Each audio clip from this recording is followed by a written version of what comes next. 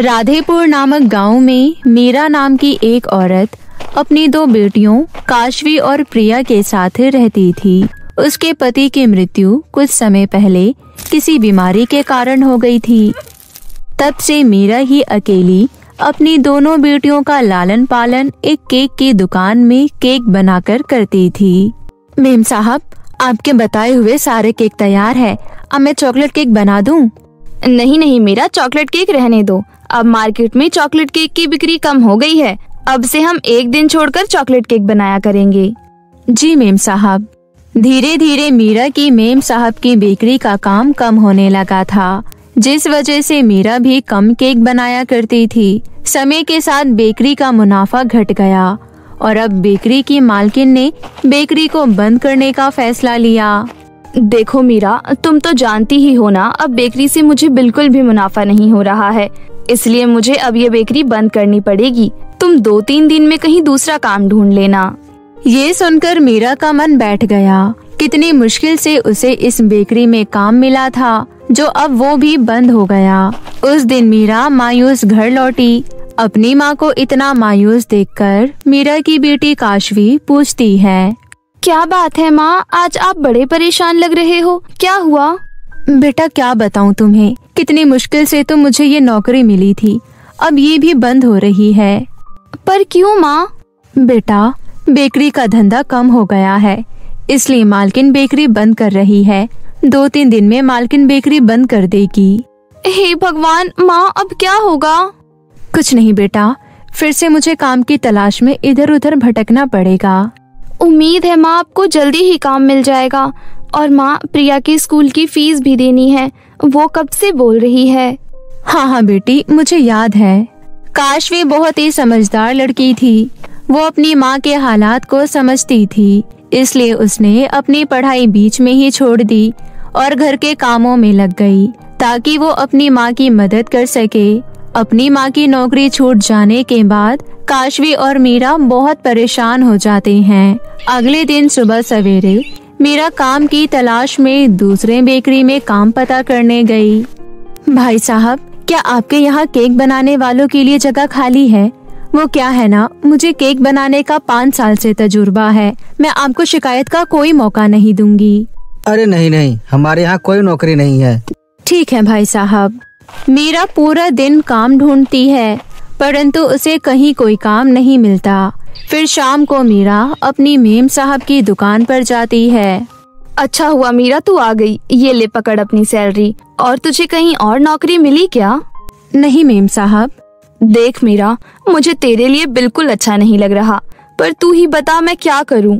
मेरी दुकान चल ही नहीं रही है, तो क्या फायदा दुकान खोलकर, इससे मेरा और घाटा ही हो रहा था। चल कोई बात नहीं, मैं तेरे लिए कहीं बात करती हूँ, उम्मीद है तुझे कहीं न कहीं नौकरी मिल ही जाएगी। मीरा अपनी पगार लेकर घर पहुँची और काशवी को आवाज लगाई। काशवी बेटा, ये लो कुछ पैसे, और घर में जो जो राशन नहीं है इसे ले आना। इस बार पैसे थोड़ा सोच समझ कर खर्च करने पड़ेंगे। क्यों माँ, आपको कहीं नौकरी नहीं मिली क्या? नहीं बेटा, मैंने हर जगह पता कर लिया, परंतु मुझे कहीं कोई नौकरी नहीं मिली। इतना बोलकर मीरा कमरे में सोने चली जाती है। काशवी अपनी माँ की मजबूरी समझ रही थी। वो उन पैसों से घर का राशन ले आती है। ऐसे ही कुछ दिन मीरा बहुत काम पता करती है, परंतु उसके हाथ निराशा ही लगती है। अब कुछ ही दिनों में प्रिया का जन्मदिन भी आने वाला था और वो इस बार आस लगाकर बैठी थी कि इस बार वो अपने जन्मदिन पर डॉल वाला केक ही काटेगी। माँ, मेरा जन्मदिन आने वाला है, मैं इस बार पक्का अपना एक बहुत बड़ा सा डॉल वाला केक ही काटूंगी। स्कूल में मेरी सारी फ्रेंडें अपने जन्मदिन पर डॉल वाला केक ही काटती है, इस बार मैं भी डॉल वाला केक काटूंगी। ठीक है बेटा, मुझे कहीं अच्छी जगह नौकरी मिल गई तो तुम्हारे लिए मैं डॉल वाला केक जरूर लेकर आऊंगी। बहुत कोशिशों के बाद भी मीरा को कहीं कोई काम नहीं मिलता।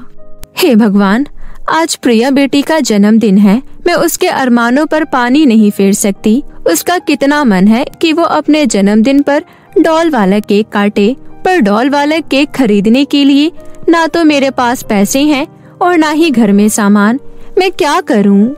यही सब सोचकर मीरा बहुत दुखी हो रही थी। तभी उसके सामने अचानक एक घायल चिड़िया आकर गिरती है। अरे ये चिड़िया तो बहुत घायल है, मुझे इसकी मदद करनी होगी। मीरा उस चिड़िया को उठाती है और बगल वाले तालाब के पानी से उसके जख्म साफ करती है। तभी वो चिड़िया एक परी में बदल जाती है, जिसे देखकर मीरा चौंक जाती है। तुम्हारा बहुत बहुत शुक्रिया, आज तुमने मेरी जान बचा ली, वरना वो दुष्ट जादूगरनी तो आज मुझे मार ही डालती। अरे तुम्हें यूं हैरान होने की कोई जरूरत नहीं है, असल में मैं एक परी हूँ। मैं अक्सर पृथ्वी लोक घूमने आया करती हूँ, क्योंकि मुझे पृथ्वी लोक घूमना बहुत अच्छा लगता है। परंतु एक जादूगरनी मेरे पीछे पड़ गई थी और मुझसे मेरी जादुई छड़ी हथियाने की कोशिश करने लगी, इसलिए मैं उससे नजर बचाकर अपना रूप बदल ली और घायल अवस्था में यहाँ गिर पड़ी। परंतु शुक्र है कि वक्त रहते तुमने मेरी जान बचा ली। तुम्हारा बहुत बहुत शुक्रिया। नहीं नहीं परी जी, इसमें शुक्रिया की कोई बात नहीं, ये तो बस मेरा फर्ज था। अच्छा तो अब मैं चलती हूँ। इतना बोलकर मीरा वहाँ से जाने लगी। तभी परी बोलती है, सुनो, तुम्हें कोई तकलीफ है क्या? तुम मुझे थोड़ी मायूस लग रही हो। अगर तुम चाहो तो अपनी परेशानी मुझे बता सकती हो, मैं तुम्हारी परेशानी का यूं निवारण कर सकती हूँ। क्या सच में परी जी? तो मेरी समस्या ये है कि मैं अपनी 2 बेटियों के साथ रहती हूँ और हमारे हालात बिल्कुल अच्छे नहीं हैं। मैं जैसे तैसे बेकरी पर काम करके अपने घर का खर्चा चलाया करती थी, परंतु वहाँ से भी अब मेरा काम छूट गया। मैंने बहुत जगह काम की तलाश करी, परंतु मुझे कहीं कोई काम नहीं मिला। मेरी छोटी बेटी प्रिया का आज जन्मदिन है। वो अपने जन्मदिन पर डॉल वाला केक काटना चाहती है, परंतु मेरे पास डॉल वाला केक खरीदने तथा बनाने का सामान नहीं है। मुझे कुछ समझ नहीं आ रहा कि मैं क्या करूं। अगर मैं यूं खाली हाथ घर जाऊंगी तो मेरी बेटी बहुत मायूस हो जाएगी। अच्छा तो बस इतनी सी बात, मैं तुम्हारी इस समस्या का अभी निवारण कर देती हूँ। इतना बोलकर परी अपनी जादुई छड़ी से एक बहुत ही सुंदर सी डॉल वाला केक प्रकट करती है और वो केक मीरा को देते हुए कहती है, मीरा ये लो अपनी बेटी के लिए ये डॉल वाला केक। और हाँ, ये कोई मामूली डॉल वाला केक नहीं है, बल्कि ये जादुई डॉल वाला केक है। वो कैसे परी जी? वो इसलिए क्योंकि तुम इस केक से जो चाहो वो मांग सकती हो। तुम इसके सामने अपनी जो भी इच्छा जाहिर करोगी, ये केक तुम्हारी सारी इच्छाओं को पूरा करेगा। और हाँ, ये केक कभी खराब नहीं होगा, ना कभी खत्म होगा। ये लो, अब जाओ और खुशी खुशी अपनी बेटी का जन्मदिन मनाओ। शुक्रिया परी जी, आपका बहुत बहुत शुक्रिया। मैं बता नहीं सकती आपने आज मेरी कितनी बड़ी मदद की, मेरे दिल का बोझ हल्का कर दिया। मीरा खुश होकर वो केक लेकर अपने घर आ जाती है। मीरा को देखकर प्रिया बहुत खुश होती है। ये मम्मी आ गई, मम्मी आ गई, अब मेरा जन्मदिन मनेगा और मैं डॉल वाला केक काटूंगी। ये प्रिया बहुत खुश थी। वो काफी देर से अपनी माँ के लौटने का इंतजार कर रही थी। माँ, प्रिया सुबह से आपकी राह देख रही थी कि आप आओगी और उसका जन्मदिन मनाओगी। कोई बात नहीं बेटा, अब टेंशन की कोई बात नहीं। मैं अपनी बेटी प्रिया का जन्मदिन बहुत ही धूमधाम से मनाऊंगी। वो कैसे माँ? क्या आपको नौकरी मिल गई? मीरा अपनी बेटी काशवी को सारी बात बताती है। अरे माँ, ये तो बहुत अच्छी बात है। चलो एक बार इस केक को आजमा कर देखते हैं। हाँ बेटी, क्यों नहीं। प्रिया बेटी बताओ, तुम्हें अपने जन्मदिन पर मुझसे क्या गिफ्ट चाहिए? माँ, मुझे बहुत ही सुंदर सा फ्रॉक चाहिए जो मैं केक काटते वक्त पहन सकूं। ठीक है बेटा। इतना कहकर मीरा जादुई केक के सामने फ्रॉक की इच्छा जाहिर करती है। इच्छा जाहिर करते ही केक में से बहुत ही सुंदर सा फ्रॉक प्रकट हो जाता है, जिसे देखकर सब बहुत खुश हो जाते हैं। अरे वाह माँ, ये फ्रॉक कितना सुंदर है। वाह, आज मैं बहुत खुश हूँ। माँ, मैं फटाफट ये फ्रॉक पहनकर तैयार हो जाती हूँ और अपने दोस्तों को बुला कर लाती हूँ। प्रिया खुशी खुशी अपने सारे दोस्तों को बुलाने चली जाती है। माँ, ये केक जादुई है, तो क्यों ना हम इससे कहें कि ये हमारे घर को भी अच्छे से सजा दे। हाँ बेटा। उसके बाद वो लोग जादुई डॉल वाले केक को पूरे घर को अच्छे से सजाने के लिए कहते हैं। तभी पूरा घर चमक उठता है। फिर वो लोग बहुत ही धूमधाम से प्रिया का जन्मदिन सेलिब्रेट करते हैं। ऐसे ही वो दिन बीत जाता है। अगले दिन प्रिया अपनी माँ से कहती है, माँ, आपका बहुत बहुत शुक्रिया मेरा जन्मदिन इतने अच्छे तरीके से मनाने के लिए। माँ, हमारे पास जादू डॉल वाला केक है, तो अब हमें कोई काम करने की जरूरत नहीं है। अब हमें कुछ भी चाहिए हो तो हम जादू डॉल वाले केक से मांग लेंगे। नहीं प्रिया, ये ठीक नहीं है। माना कि परी ने हमें ये जादुई डॉल वाला केक दिया है, परंतु हमें इसका दुरुपयोग नहीं करना चाहिए, बल्कि इसे हमें अपना रोजगार बनाना चाहिए और मेहनत करके आगे बढ़ना चाहिए, है ना माँ? बिल्कुल सही काशवी, तुम बिल्कुल ठीक कह रही हो। अब मैं ये जादुई डॉल वाले केक से बहुत सारे डॉल वाले केक मांगकर बेचा करूँगी। केक बेचकर हमें जो पैसे मिलेंगे उससे हम अपना घर का खर्चा चलाएंगे। अगले दिन से ही मीरा जादुई डॉल वाले केक से बहुत सारे क्यूट क्यूट डॉल वाले केक मांगकर उन्हें बाजार में सस्ते दामों पर बेचने लगती है।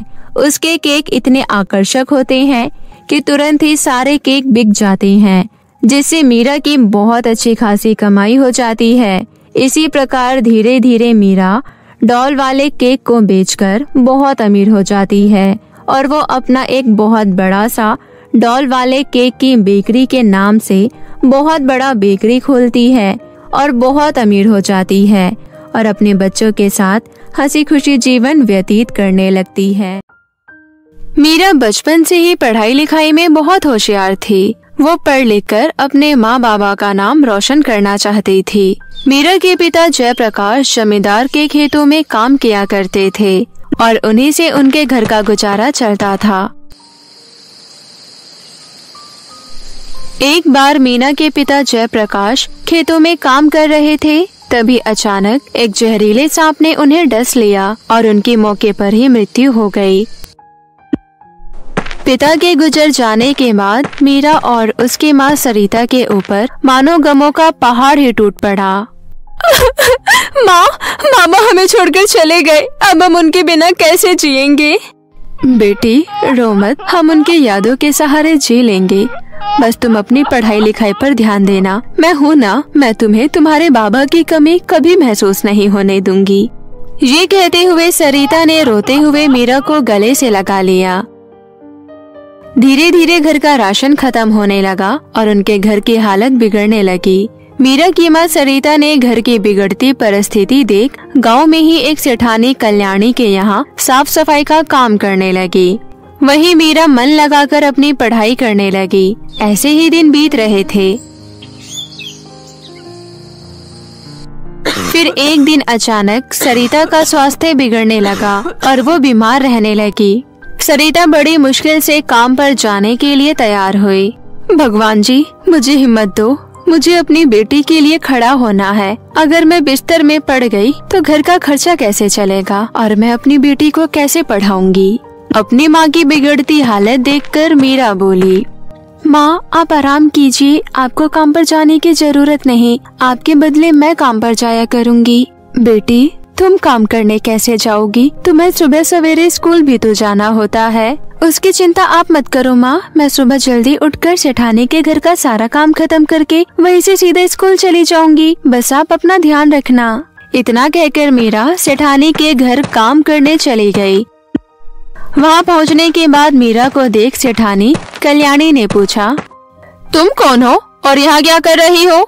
जी मैं मीरा हूँ, मेरी माँ सरिता आपके यहाँ काम करने आती है ना, अब से मैं अपनी माँ की जगह यहाँ पर काम करूँगी क्योंकि मेरी माँ बीमार है। अच्छा, तो तुम सरिता की बेटी हो। सारा काम अच्छे से करना, मुझे साफ सफाई बहुत ही ज्यादा पसंद है। समझ आ गई मेरी बात? सेठानी कल्याणी मीरा को ये सब बोल ही रही थी कि तभी कल्याणी की बेटी जानवी वहाँ आई और मीरा को देखकर हैरानी से बोली, मॉम ये लड़की यहाँ क्या कर रही है? बेटी ये काम वाली की बेटी है, इसकी माँ की तबीयत ठीक नहीं है, इसलिए अब से ये हमारे घर पर काम करेगी। तो मीरा को जानती हो क्या?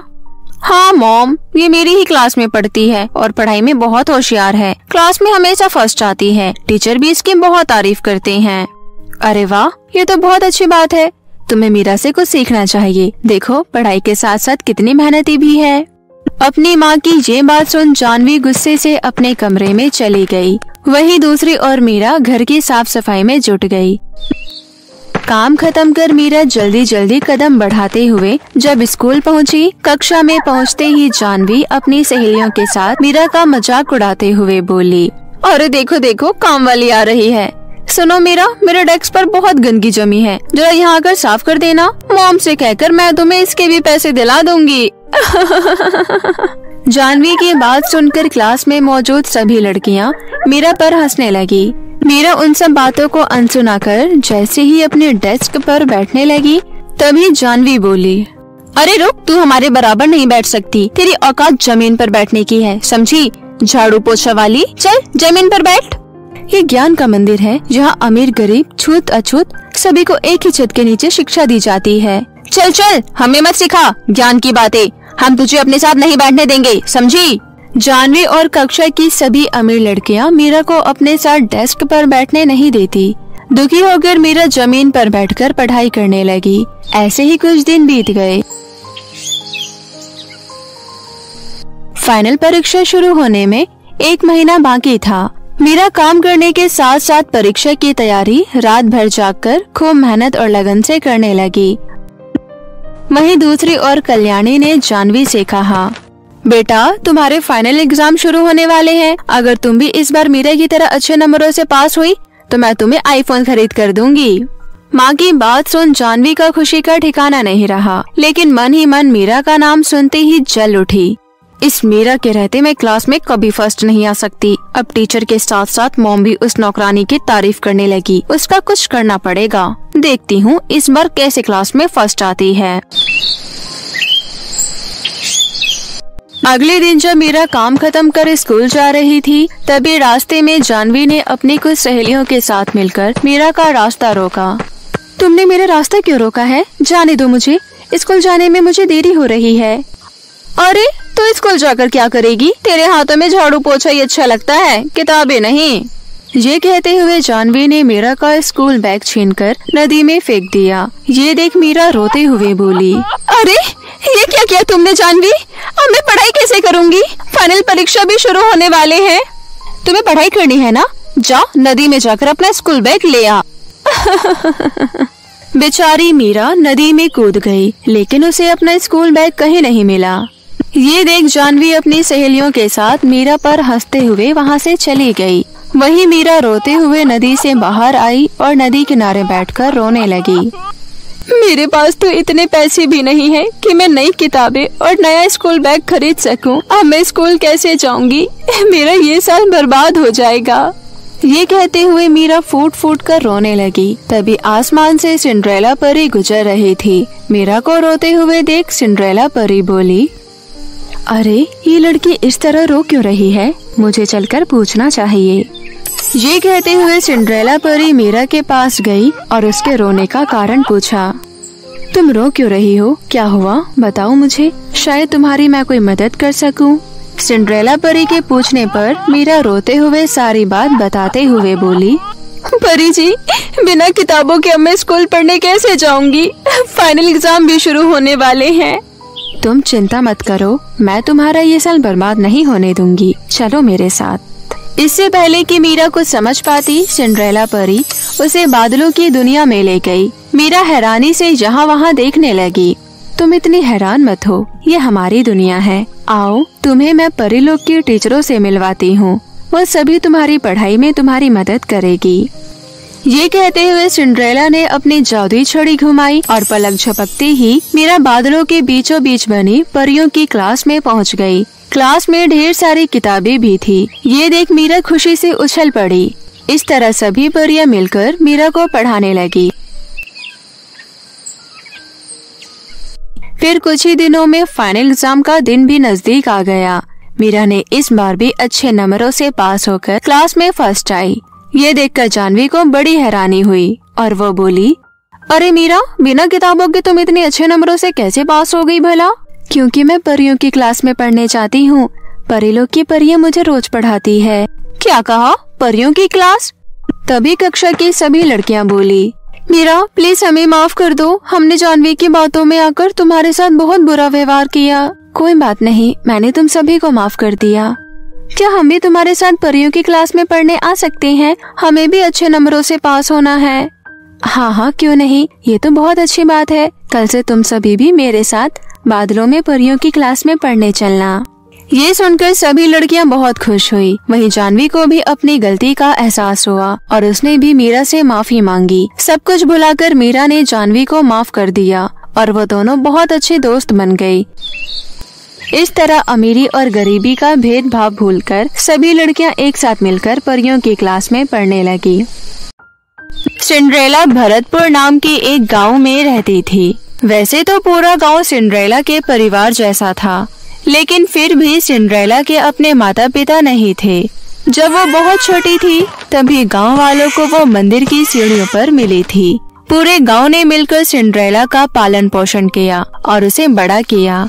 सिंड्रेला भी गांव वालों से बहुत प्यार करती थी और सबकी मदद किया करती थी। सिंड्रेला को पूरा गांव बहुत पसंद करता था। वो पूरे गांव की चहेती थी। सिंड्रेला के हाथ में एक बहुत ही अच्छा हुनर था। उसको बहुत अच्छा मेकअप करना आता था। गांव में किसी को कहीं भी जाना होता था तो वो सिंड्रेला से ही मेकअप करवाते थे। एक बार की बात है, गांव में सिमरन नाम की एक लड़की की शादी थी। सिंड्रेला सिमरन से कहती है, सिमरन दीदी आज आपकी शादी है, लाइए आपका मेकअप मैं करती हूँ। हाँ सिंड्रेला, मैं वैसे भी अपना मेकअप तुमसे ही करवाती। तुम कितना अच्छा मेकअप करती हो। थैंक यू दीदी। उसके बाद सिंड्रेला सिमरन का मेकअप करती है। मेकअप के बाद सिमरन बहुत खूबसूरत दिखने लगती है। वाओ सिंड्रेला, तुमने तो मुझे बिल्कुल राजकुमारी की तरह बना दिया। तुम्हारा बहुत बहुत धन्यवाद। थैंक यू दीदी। सिंड्रेला, जब तुम इतना अच्छा मेकअप कर लेती हो तो तुम गांव में एक ब्यूटी पार्लर क्यों नहीं खोल लेती हो? वैसे भी लोगों को छोटी छोटी चीजों के लिए शहर जाना पड़ता है। तुम पार्लर खोल लोगी तो गांव वालों की भी मदद हो जाएगी और तुम्हारे पास भी कुछ पैसे आ जाया करेंगे। हाँ दीदी, मुझे आपका ये विचार बहुत अच्छा लगा। उसके बाद सिमरन की शादी हो जाती है। सिमरन अपने ससुराल चली जाती है। उसके बाद गांव वालों की मदद से सिंड्रेला अपना एक ब्यूटी पार्लर खोलती है। उसका ब्यूटी पार्लर बहुत चलता था। हर टाइम उसके पार्लर में कस्टमर भरे रहते थे, जिसके कारण सिंड्रेला की अच्छी कमाई भी हो रही थी। पार्लर से कमाए हुए पैसों को सिंड्रेला गांव पर ही खर्च कर देती थी। गांव में जिसको भी जिस चीज की जरूरत होती, सिंड्रेला उसकी मदद करती थी। सिंड्रेला के पड़ोस में एक बूढ़े दंपत्ति रहते थे। वो दोनों बहुत ही बूढ़े थे। सिंड्रेला उनके घर राशन पानी लेकर जाती है और कहती है, नमस्ते अम्मा। अरे सिंड्रेला बेटी, तू आ गई? हाँ अम्मा, और आपके लिए दवाइयाँ भी लाई हूँ। ये लीजिए दवाइयाँ और ये 1 महीने का राशन पानी है। अब आप बाबा को काम करने बाहर मत भेजिएगा। जिस चीज की जरूरत होगी मुझसे कह दीजिएगा। ठीक है बेटी, भगवान तुझे हमेशा खुश रखे। उसके बाद सिंड्रेला अम्मा के घर से बाहर आ जाती है। वो अपने घर जा ही रही होती है कि तभी उसको सड़क पर मुन्नी खेलते हुए नजर आती है। अरे मुन्नी, नंगे पाँव क्यों खेल रही है? धूप के कारण जमीन इतनी गर्म है। तेरे पैर नहीं जल रहे क्या? क्या करूं दीदी, मेरी चप्पल टूट गई है। मैंने माँ से नई चप्पल के लिए कहा तो उन्होंने कहा पैसे नहीं है।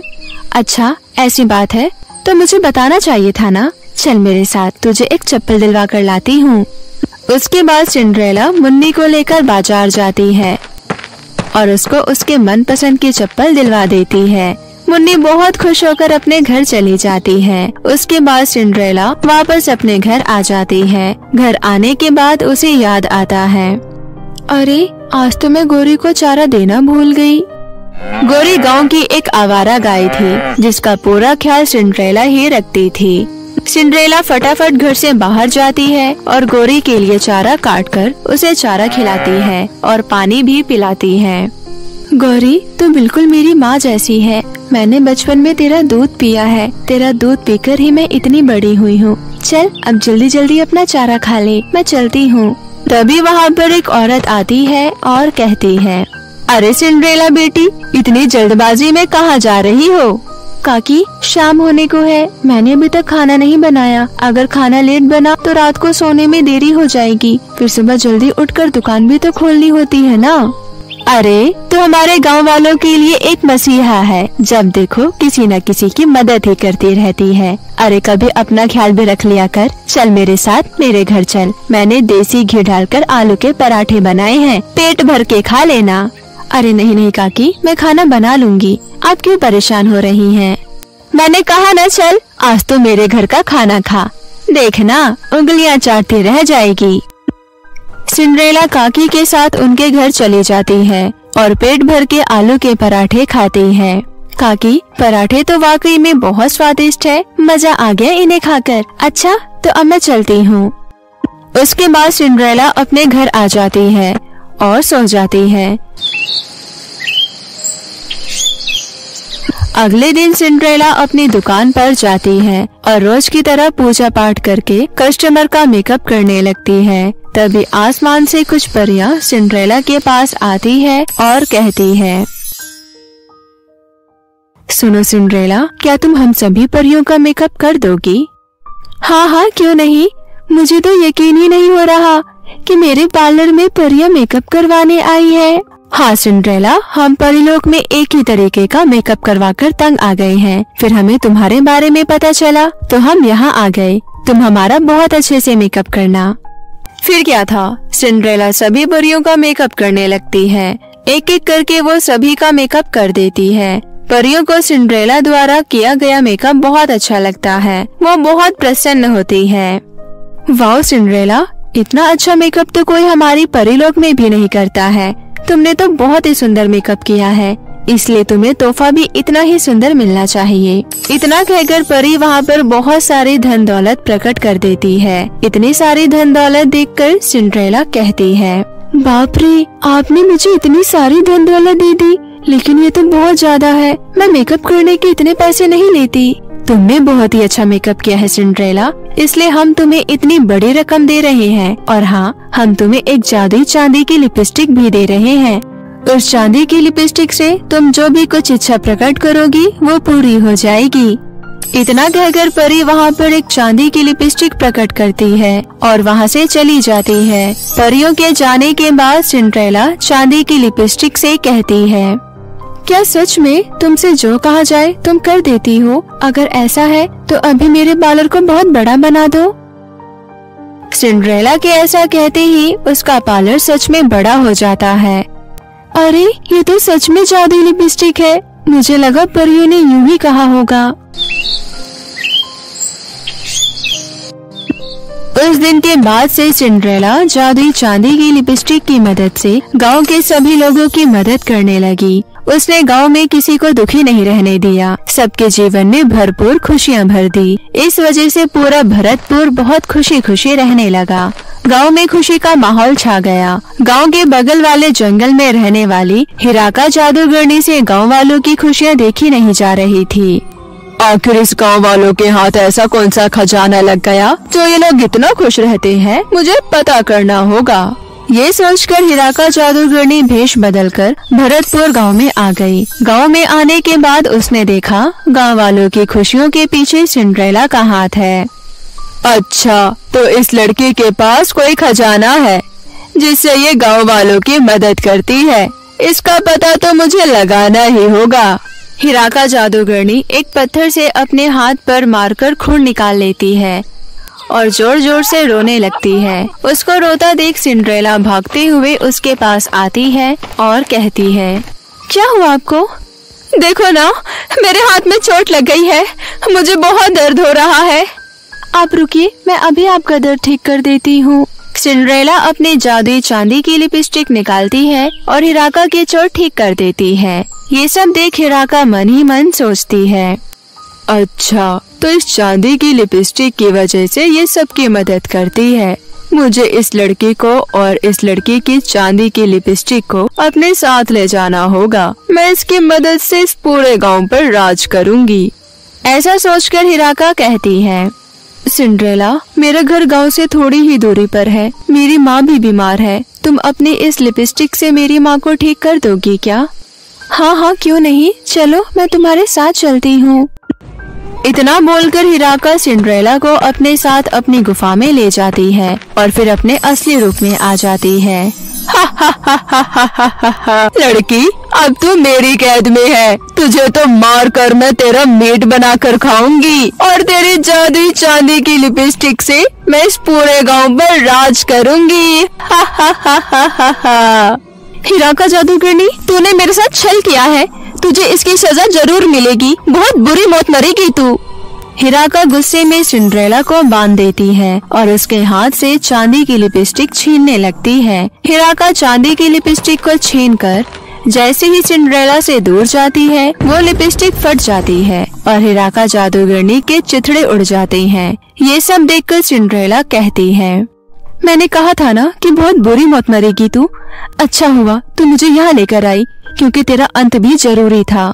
तभी वहाँ पर गांव वाले सिंड्रेला को ढूंढते ढूंढते आ जाते हैं और सिंड्रेला की रस्सी खोल देते हैं। जब उन्हें हीरा का जादूगरनी की मौत की खबर मिलती है तो वो बहुत खुश होते हैं और गांव में एक जश्न होता है। इस प्रकार पूरा गांव एकजुट होकर हंसी खुशी अपना जीवन व्यतीत करने लगता है।